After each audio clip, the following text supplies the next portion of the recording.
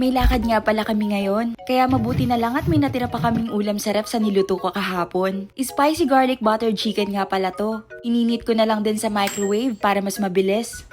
Heto nga at hinanda ko na rin yung lamesa para makakain na agad kami. By the way, isang baso lang ang nilagay ko dyan para hati na lang kami ni Josh. Nakakatamad kaya magugas ng marami. Ginagawa nyo rin ba yun? Aminin nyo! Siyempre, bago ang lahat, huwag nating kalimutang magpasalamat kay Lord sa panibagong araw at sa pagkaing nakahain sa ating lamesa. So heto na nga ang isa pang pampagana, ang magmaritesan habang kumakain. Parang parte na talaga to ng buhay natin sa araw-araw, no? Heto nga at nagligpit na din kami. Nagmamadali na talaga kami dito kasi yung lunch namin parang merienda na. Mag-aalas 3 na kasi to ng hapon at marami pa kaming gagawin. Pagkatapos ko ngang magugas, hinanda ko naman yung susuotin naming damit. Sobrang saglit lang yan, pero pagtayo ko nga halos naliligo na ako ng pawis. Huh! Init! Binilisan ko na nga pala ang pagkilos dito kasi nagmamadali na talaga kami. Nag-ayos-ayos lang pala ako ng konti tapos inayos ko na yung mga dadalhin namin. Niready ko na rin pala yung tubig. Syempre, kailangan natin yan ngayon sa init ba naman ng panahon.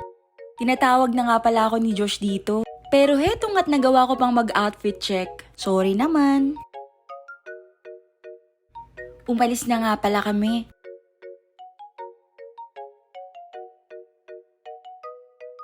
By the way, malapit lang naman yung coffee shop na pinuntahan namin dito sa bahay. Heto nga pala yung Flat White Coffee. Kaka-open lang nila nung April 26 at located lang sila dito sa may Southwoods. Kung gusto nyong puntahan, ilalagay ko na lang yung exact location dito sa screen.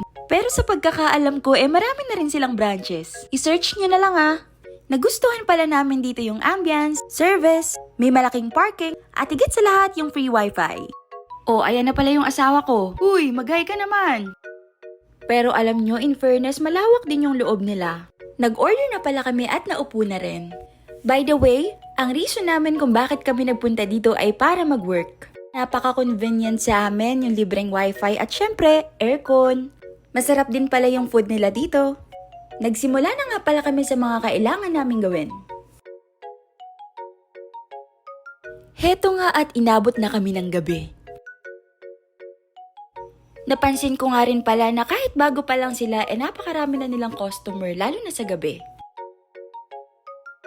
Tara at itutour ko na rin kayo sa restroom nila. Maluwag nga pala dito, malinis, in fairness at mabango. Hello nga pala sa inyo, at sana hindi pa kayo naiinip sa pakikinig at panonood. Pinagpatuloy na nga pala namin yung ginagawa namin kasi lumalalim na rin yung gabi. Pero after a few minutes, heto nga at chinichika ko na naman si Josh.